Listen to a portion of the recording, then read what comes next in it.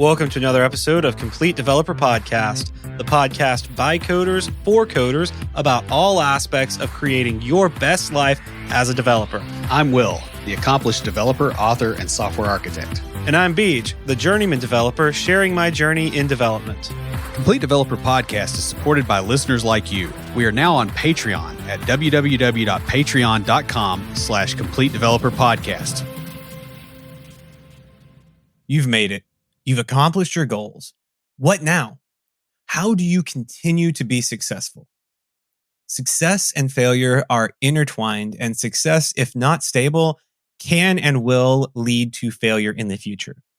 In this episode, we're going to look at several areas of success and how, if unchecked, they can lead to future failure, but if stabilized, will help to maintain future success. These are all based on notes from a talk given by John Maxwell. But before we get started, Will, what have you been stabilizing this week? My freaking network. Oh, yeah, you were telling me about that earlier. Oh, man. I got DDWRT on a Netgear Nighthawk router, and I thought I could do separate VLANs with separate access points on it. I have an unmanaged switch, so I was like, okay, I'll get a managed switch so that, the VLAN, it can be on the trunk, basically.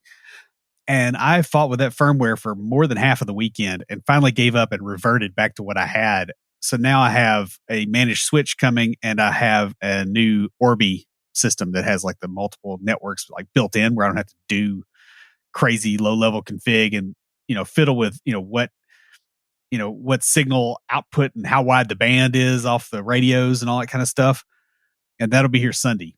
So yeah, it was a pretty annoying weekend, honestly, just fighting with config and stuff like that. But I'm hoping I'll have things in better shape. It would have been nice if it had worked. It would be about $400 cheaper than it ended up being. So yeah.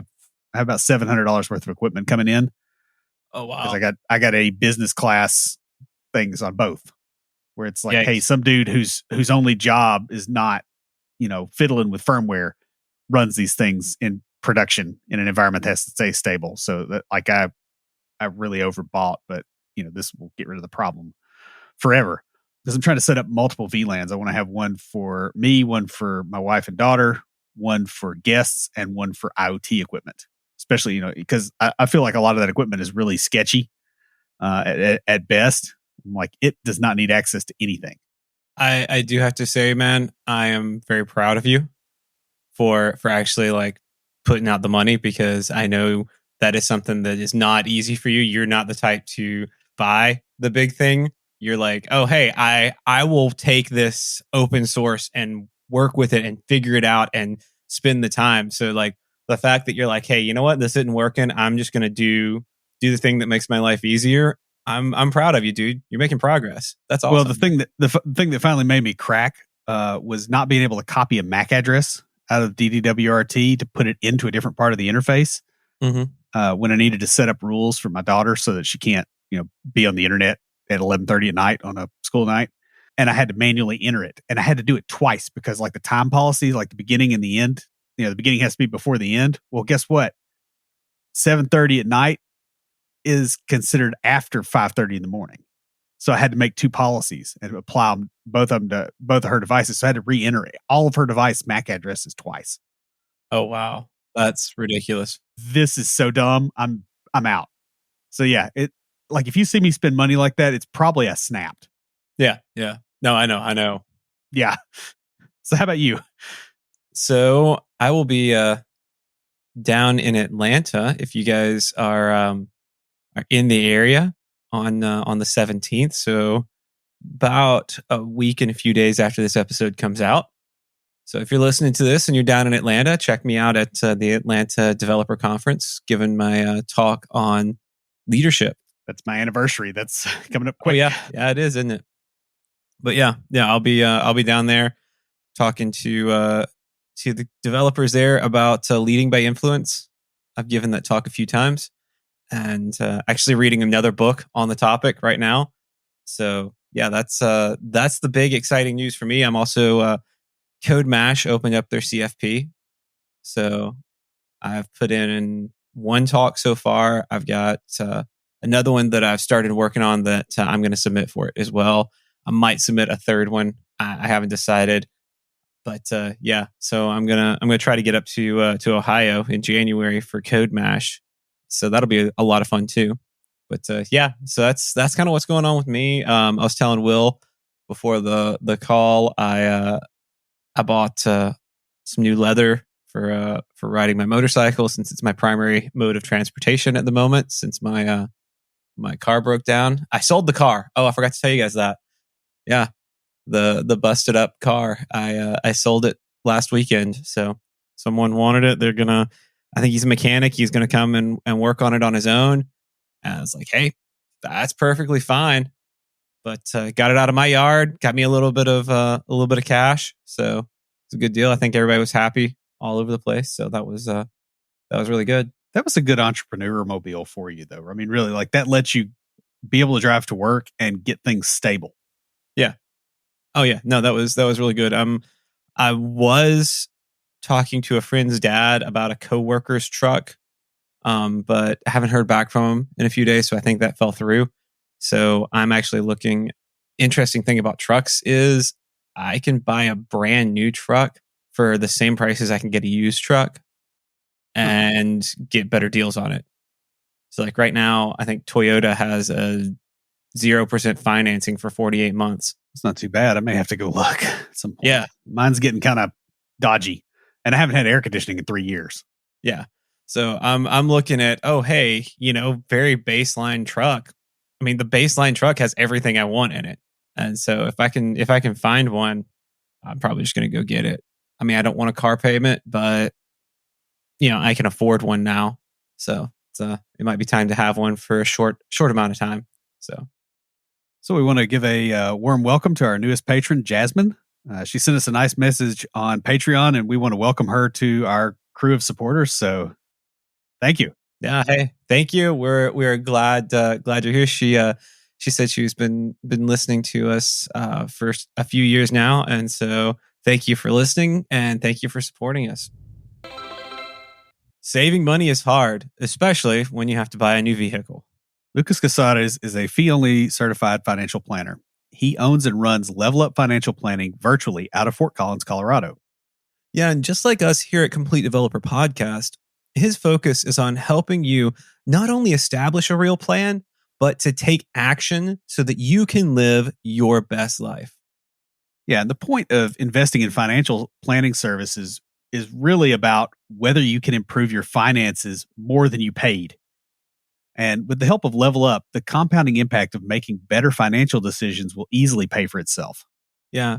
Level Up has a unique pricing model so that no matter where you are in your financial journey, whether you are fresh out of college, a brand new software developer, or you are a grizzled veteran just a few years away from retirement, Lucas has a plan for you. Lucas is also a fiduciary for his clients, which means that he is not here to sell you a product, but to actually guide you to a better financial situation. In other words, he doesn't get benefit from necessarily selling you one thing or another. It's more about helping your growth curve. So you can catch his podcast, Techie Personal Finance Bootcamp, where he covers financial topics that you probably face and interviews other IT professionals who share how they navigated their careers. You can also learn a lot more at levelupfinancialplanning.com. So we'll start with a quote from Bill Gates. Success is a lousy teacher. It makes smart people think that they can't lose. Right. Success is accomplishing your goal. It's getting to the finish line first. Success is getting an app in production on time and under budget. It's having a startup or building an app that actually brings in revenue. Success also sets us up for failure. Failure is the place where we learn and grow. Failure is where we find out what doesn't work, what needs to change, potentially what doesn't scale, and what needs to be completely removed from our process. It's through failure that we learn how to become successful.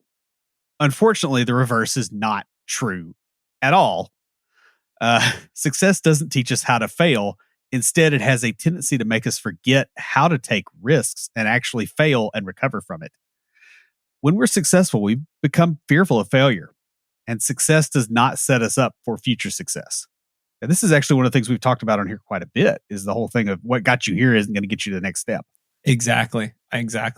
So in a keynote given at the Grow Leader conference that I attended, John Maxwell, a well-known name in the world of business and leadership, talked about how success is not inherently stable. And it just really stuck out to me because we've talked a lot about it on here and because it's such an integral part of a lot of the conversations we've had. What gets you here isn't the same thing that maintains success or even leads to future success. So in his talk, he listed out several areas where success is actually a detriment to future success. In this episode, we're going to talk about 6 areas or things that success brings that can detract from future successes. For each one, we'll look at how it comes, what it is, and how to overcome it.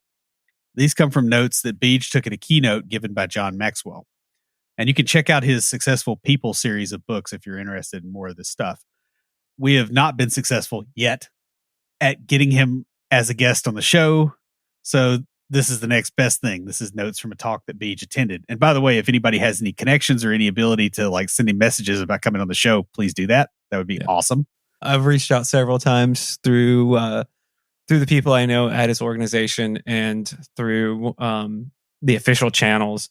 And we haven't quite got there yet, but one day we hope to have him on the podcast.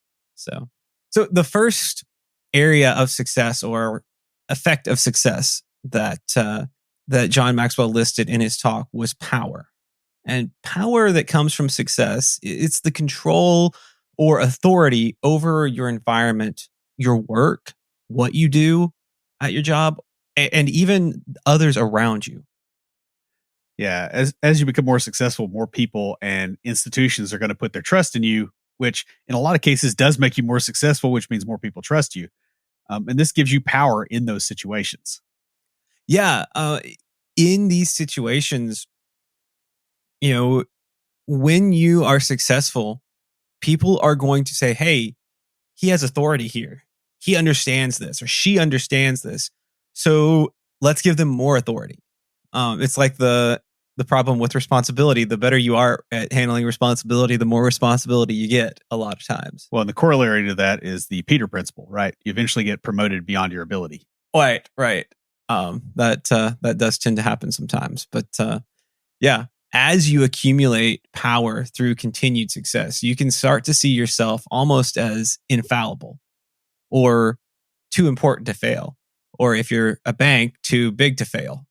Yeah. Well, and if the right people put their trust in you, where they're over the barrel with you, yeah, you're in control, right?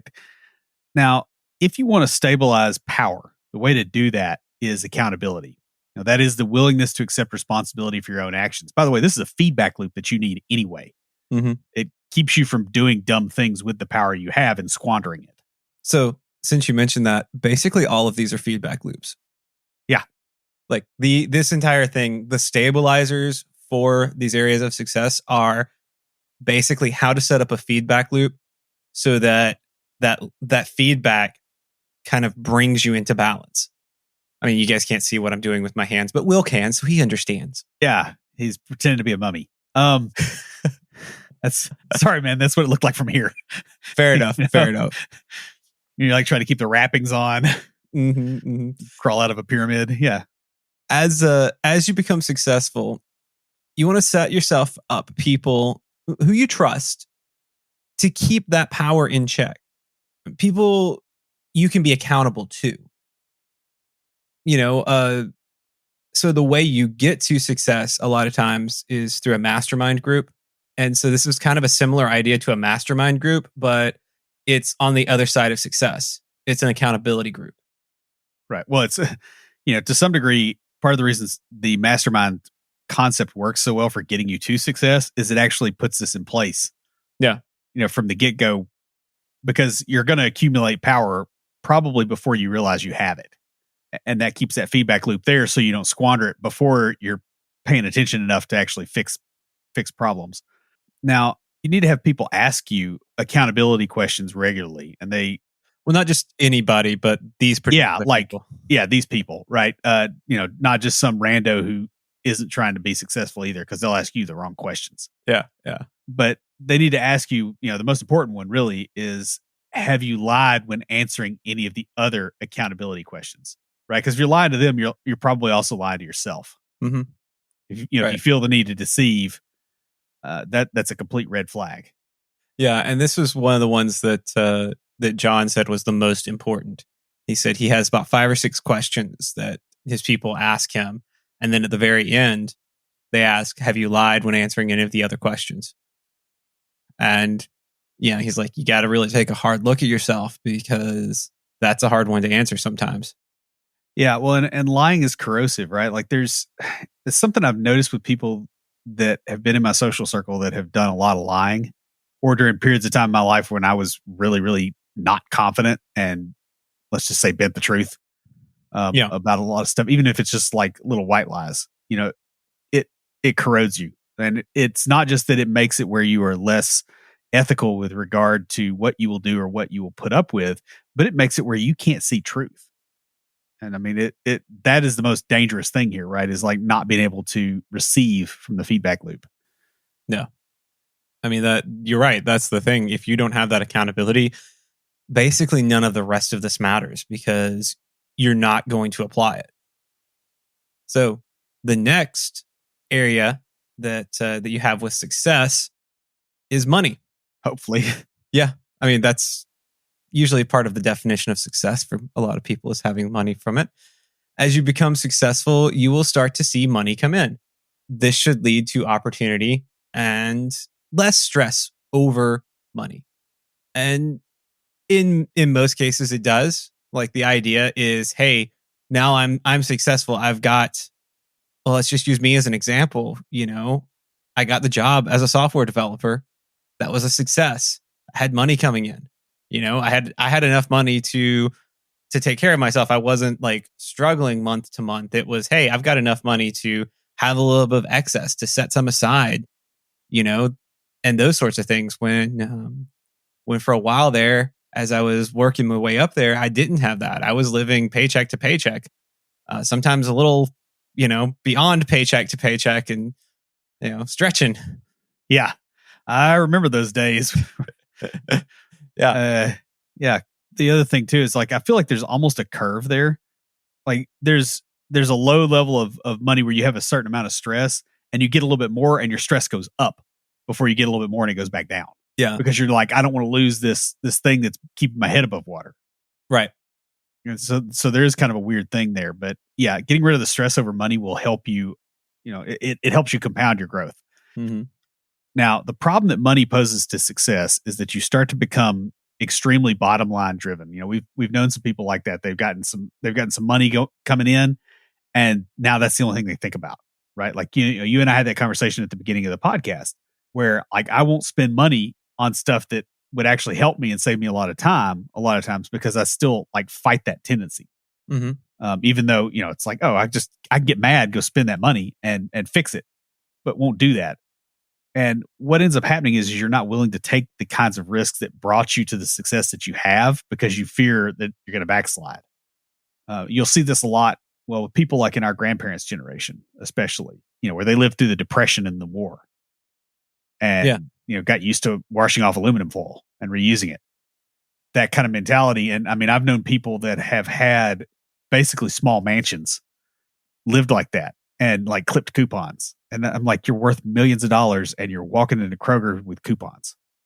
And it's that mindset extended further out. No. Now, the stabilizer for this issue with money is generosity. Being generous with your money keeps you from being controlled by your money. Yeah. It also helps the people in your ecosystem. Yeah. Right. Like, if you just want to look at it and go, oh, I don't believe in charity, it's like, well, if I'm helping the people around me, it's still making everything better. And like that, it's really strange how that comes back and ends up helping you grow. Like, it's not that you should do it with the intent of the growth. It's just, it's weird how not useless that is. Mm-hmm. Like, it's counterintuitive. It really is. Yeah. And, the thing here is if you are prudent and wise with your money, it enables you to be generous. And if you're also prudent and wise, you're probably not, digging a hole that you can't get out of either. Mm-hmm. And it keeps you from overextending yourself. That's one of the reasons we advertise Lucas's services over at Level Up because he can help you with that. Yeah. With putting the money in the right place so that you're not worried about it all the time, so that you can get your brain out of that headspace. Yeah, that's one of the big benefits of the service that Lucas does provide is he helps you understand and use your money wisely. Now, speaking of the next thing in the mix, involved with wisdom, heavily intertwined with wisdom, that is ego. Success can become a precursor to narcissism. The more successful you are, the more highly you can start to think of yourself and get away with it. There's really a whole genre of music dedicated to "Look at me." Yeah, there is, but like there's one that's really noticeable. I didn't want to call it out by name, but yeah, there is, and it's that music a lot of times serves people that are in a situation that's not good, right? And that's almost a useful stepping stone for them. To be 100% honest, is to feel like you're worthy. Oh yeah. Yeah, I mean, it's not a bad thing, but there is this whole thing, and if you're not careful with it, it can become something that goes from, "Hey, this is me doing this to make myself feel like I'm worthy, that I deserve to be here," to like, this is an issue, right? I'm better than other people because of the longer you're at the top. The longer you're successful, the longer you're not pushing and you're not really struggling to get there, and the easier it becomes to forget how much work and sacrifice that went into being successful. Yeah, which is why it's also dangerous to be born on top. Yeah. Right. Like if your parents are multimillionaires, you might be, but there's also a really good chance that you're going to be completely impoverished because you didn't, you grew up with it being easy. And it's very easy to forget that, hey, like, dad lived on beans and rice for 8 years, setting up his business when you're, worth $100 million now. And you'll see the children of celebrities collapse like this all the time. So yeah, it's very dangerous. So if you want to stabilize your ego, and you absolutely should, the key to that is self-awareness.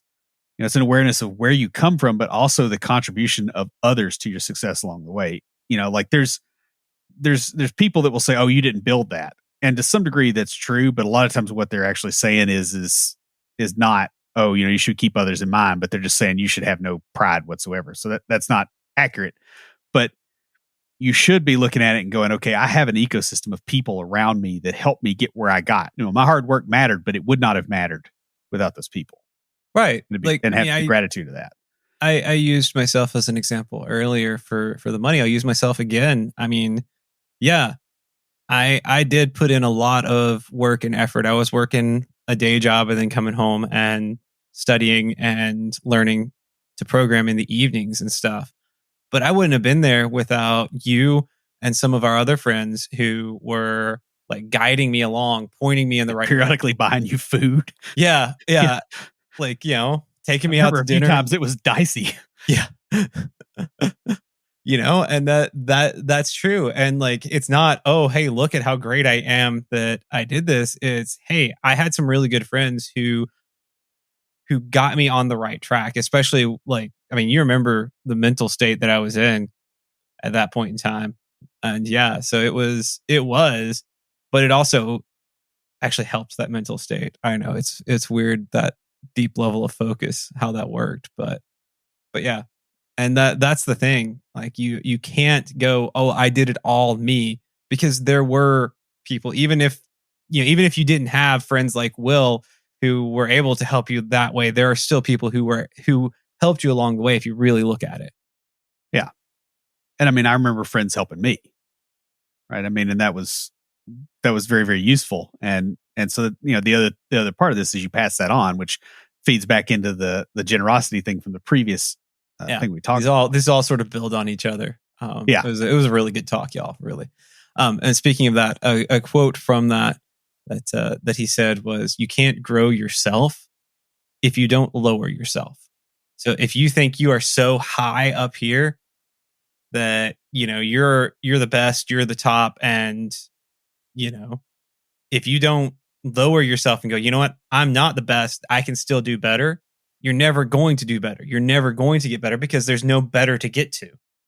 Well, I mean, and you and I've seen this even with podcasting, right? There's days where, we've learned to quit doing this in general, but there's days we've come in and we've been cocky. Yeah. And those episodes don't turn out well. No. I mean, it's absolute poison. Whereas if you can go, hey, look, I'm just a normal guy, and come in here, you'll produce good content because you're now able to. Well, for one thing, your ego is not in the way. So it's not about you. It's about actually helping someone else, and Yeah. it's amazing how many things go in the same direction when you do that. So success leads to something obvious. Yeah, this one was it's kind of funny because like the whole thing is about success, but the next one is success. Like the success actually causes you to not be successful. We kind of talked about that in the intro a little bit. Yeah, so it can become a hindrance to future success because when you constantly succeed, you forget what it's like to be not successful. The other thing it can do is it can trap you in a local optimum. So like you're successful in, like, you got to a certain point and it's like, okay, I got the middle management job, but I really want to own my own company. But now I'm making enough where if I'm going to jump to do that, that's 10 times harder than it would have been if I was entry level.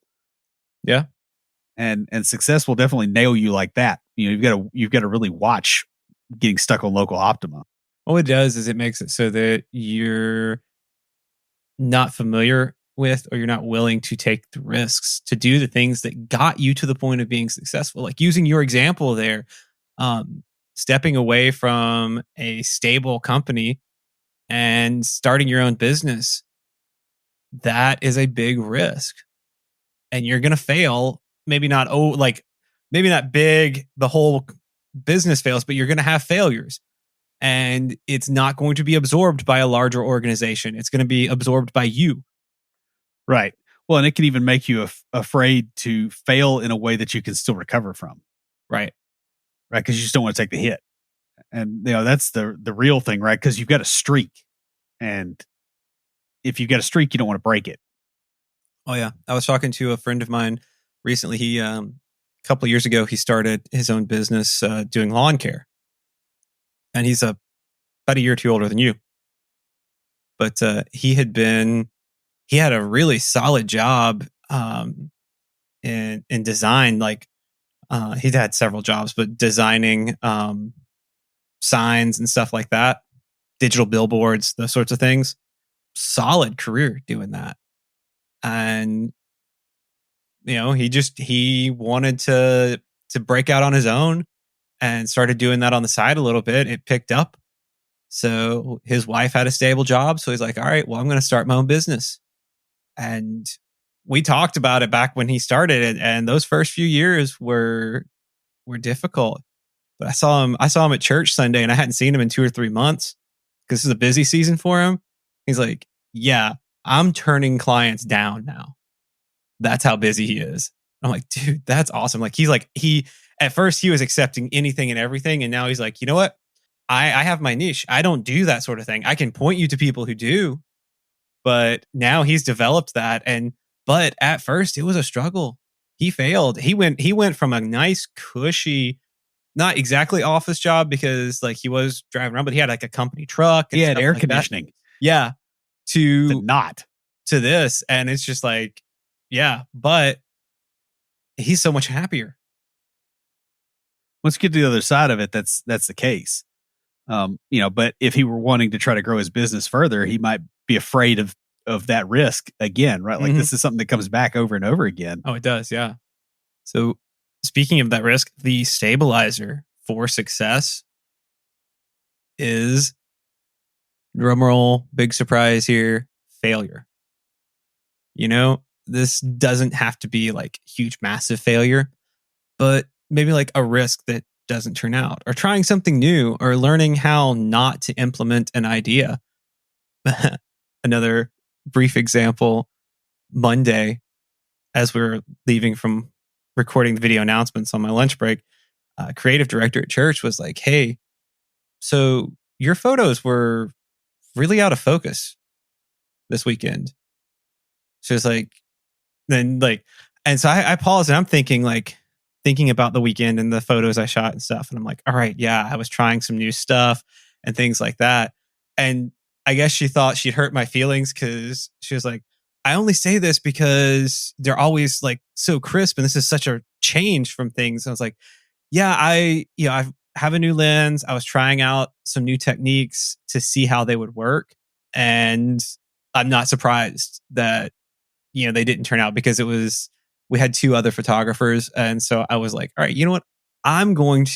This is a good, safe place for me to risk because I've got two solid people doing it. I can make some mistakes and fail a little bit here. And so like we had this conversation and she was like, oh, will you let me know the next time you do that? Because I seriously thought there was something wrong. Yeah. Well, I'm like, all right, yeah, I should have told you ahead of time that I was doing that. But yeah.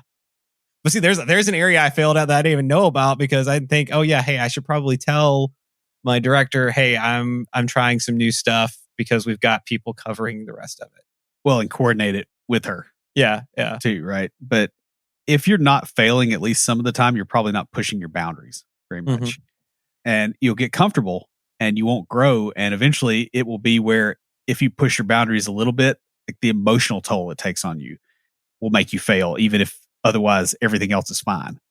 Like I've had that experience and you don't want to do that. Like you always want to be getting to the edge at some, in some area, not all of them at the same time. Mm-hmm. Hey, I mean, I've gotten better about it. You're better at it. Yeah. I know my limits and I like to ride right under them. Okay.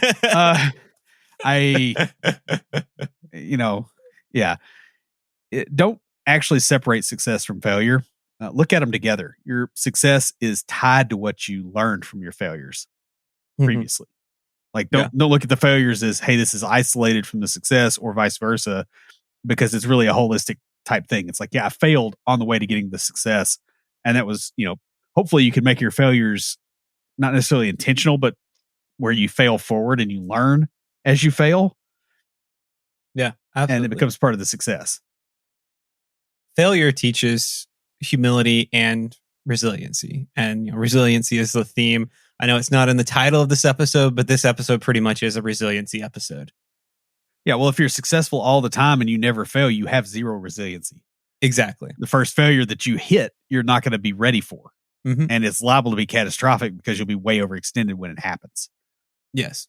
Yeah. You don't want to let success get you too high so that you think it's always going to be this great thing. But also you don't want to allow your failures to get you so low. You're like, this isn't even worth it. Oh my goodness. You want to stay stable, basically. Right. And you do that through, hey, you keep from getting too high by having a few failures. Speaking of getting high, or being put on a pedestal. Really, speaking of getting high, that's kind of a strange way to put it. That I was like, what in the world? I don't know where he's going with this one. But yeah. Okay. Well, when you're successful, people will put you on a pedestal, even if you don't want them to, even if you don't feel like you deserve them to. It's a thing people do. And the danger is in letting it get to your head when people do that to you. Yeah. Like if you write a book, people will react to that like you did something that is crazy hard. And it's like, dude, it's not hard. You just type a long time and then you organize it. Yeah. I remember when I was younger, this was like right after college, right around college. I don't know. I was around this group of people and they were always talking about because they had all come from, really like down on themselves and stuff. So they were so used to building each other up. They started doing that to me when I started hanging out with them. And I'm like, oh, I'm really awesome. I'm pretty great, huh? I know the group you're talking about too, because I remember seeing that and I don't know. I think my reaction in that situation was, nah, I don't deserve that. These people are weirding me out, man. Yeah. But yeah. And I was like, man, that must be pretty great. And I let it go to my head. I was young, I guess, like 18, 19. It was the first time I'd ever really been around anything like that. And Yeah. It's Yeah, it does a number on you. it was a hard fall when I fell from that pedestal that I had let myself stay on. Yeah, I mean, you know, when somebody's putting you on a pedestal, don't always look at that as a friendly act. Yeah. You know, like if a farmer puts a turtle on top of a fence post, that's not friendly. Yeah. The thing is, some people, they're going to look up to you and want to become successful like you, or think that you're somehow special because of your success. Whereas others are going to want to tear you down just because you're successful, not for any other reason than you're being successful. And by the way, you don't know which ones are which. That's true. That's the other fun thing. It's something that you and I both have learned to our sorrow to some degree over the last 8 or 10 years. Is there's people that sound like they're supporting you, and they are not. And there's other people that sound like they're criticizing you, and they also are not. Mm-hmm. You know, they're wanting you to be better, and it's really it takes some time to get some discernment on that. So be really careful how you categorize, because you're probably not right at least some percent of the time. You know, the stabilizer for being placed on a pedestal is service to others. You know, develop a love and enjoyment of helping other people, serving other people, pay it forward. You know, if you do have people that want to become successful like you, show them how. Yeah. You know, that's some of the most rewarding stuff we've done, is actually helping other developers. Yeah, I say we started this podcast to do that, and then we even before COVID led the meetup group in person, and it was definitely very, very good for that. And it's like, you know, we've got successful people in the community who are doing well in a variety of areas, and they started with us. Yeah, you know, without really a whole lot of confidence or anything. It's not like we gave them confidence, but it's more like we shared what we knew to kind of help them, you know, grow what they had. Guys, I will tell you, there is nothing more rewarding than working with someone and seeing them like start to grow and become successful. Yeah. I mean, even if they get more successful than you. Yeah, like we know some people who started off coming to our meetup group who are more successful than us, and we're like, dude, go! That is awesome. Yeah, when you get rich, hire me. Yeah, right. You're gonna have to be. So, in his talk, John Maxwell said about elaborate introductions for speakers, because you know he's a big international speaker and stuff like that. It's like, if you're that good, then you don't need an introduction. If you're bad, then it won't help. Right. So no matter what they say about you, it doesn't matter. Yeah. Yeah. The bottom line really is that you can't stop people from putting you on a pedestal, but when you get home, you need to be real. You need to take yourself off that pedestal. You know, and you got to do the same thing in reverse too. Like if everybody's crapping on you, go home and go, yeah, I don't really care about them. Yeah. You know, try to base your judgment of yourself based on reality and not based on what other people tell you it is. Right. So the final area, and it kind of relates, is entitlement. This is basically the other side of being placed on a pedestal. It's when you place yourself there, when you feel that you deserve the praise and admiration for being successful. I'm awesome. Look at me. Look how great I am. It kind of ties in with the ego a little bit, but this is more the I deserve it versus I feel it. Right. Or I don't have to work every day for this anymore. I can coast. Mm-hmm. Right. And you'll see people get into development jobs and do that, especially once they get, like I've seen plenty of senior devs do this. You know, you get that senior dev position and then you just coast for like 5 years. And then you get downsized and it's horrendous trying to get the next job because you're behind. Yeah. But entitlement is when you feel like you deserve to be successful because of your past successes, not because of the work you're putting in on your future success. And that's really, it's really a dangerous place to get to ever. The stabilizer for entitlement, similar to how self-awareness is the stabilizer for ego, for entitlement, it is gratitude. And a paraphrase, this isn't an exact quote, but a paraphrase of what John said in the talk was, I deserve and I serve don't go together. Right. You know, if you have that mentality, that I don't want to say that heart for, but like that understanding that, hey, it wasn't just me, it was other people who helped me got along, and you were thankful and you were wanting to show appreciation for that, you're not going to have this problem of feeling like you deserve to be where you are. Right. Well, and the other thing there too is your success from serving people looks different than your success from feeling like you deserve something, right? Like if you are a positive contributor to an ecosystem, whatever that happens to be, you're still going to be successful, but it's going to be driven around the service that you provide. People will be like, hey, look, this dude helps a lot and he knows a lot, because you're also going to learn a ton. Yeah, that's true. So if you start to feel like you deserve success, do something that you no longer have to do because you've moved past it to really feel the thankfulness of where you are. You know, like you and I've talked to plenty of people that are at a point in their career where they feel like they're too good to do X. Yeah. You know, they'll skip bugs on the board because those are too easy for them. Mm-hmm. Or they're beneath their notice, or it's on old tech, or, you know, it's something they don't specialize in. Like, try to avoid that. I mean, I get that you do need to specialize to some degree and go, let me do the things that are going to make me grow, but that doesn't have to be all the things. And don't be too good to do something like that. Let me give you guys a example of one of my coworkers. He will be the first to admit that he is not a front end developer. He has no desire to be a front end developer. He has I think he's got a degree in engineering and physics, and knows back end code. Code circles around me when it comes to SQL and stuff like that. Like, he knows that stuff inside and out. Struggles when it comes to Angular and stuff like that. But we're on a team together, and he was leading the back end, I was leading the front end. While I was away on my mission trip, they got caught up on the back end stories and they needed help on the front end.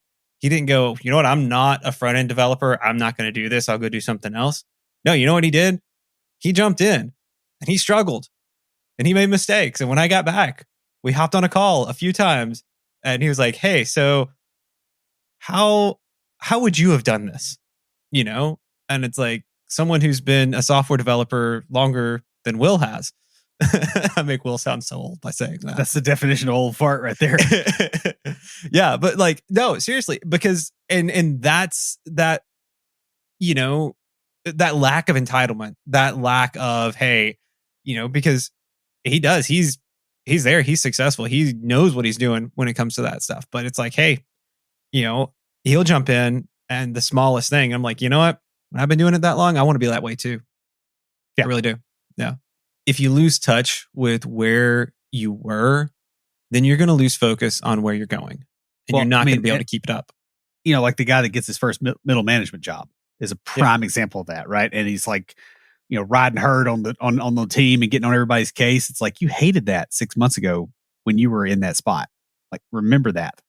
That's really good. So guys, there are a lot of things that success creates that basically can prevent future success. And the counter to the many is the one thing. What you want to do is create a personal definition of success and really make it personal. Other people may try to define success for you, but it's not them who are walking the path and taking the risks to be successful. You're the one doing that, so you are the one who determines what success is for you. When you do reach your goals and become successful, don't let that success hinder you from future success. Watch out for these areas and stabilize your success. Create those feedback loops so that you're able to continue and grow in it. And that's pretty much all we got. If you have a question or comment, please email us at neckbeards@completedeveloperpodcast.com. Our theme music is an excerpt from Stand By for Titanfall by Pure Bells, available on SoundCloud and licensed through Creative Commons. For references, show notes, and extra tips and insights, be sure to check out the website at completedeveloperpodcast.com. Help us make the show possible by supporting us on Patreon at patreon.com/completedeveloperpodcast. You'll get extras, including a weekly aftercast where we discuss the topic of the week and bonus material with some of our patrons. You can also follow us on Twitter at CompleteDevPod, like our page on Facebook, and follow us on Instagram to keep up with news about the show. Join the conversation anytime via Slack by signing up at slack.completedevelopernetwork.com. Thanks for listening. See you next time.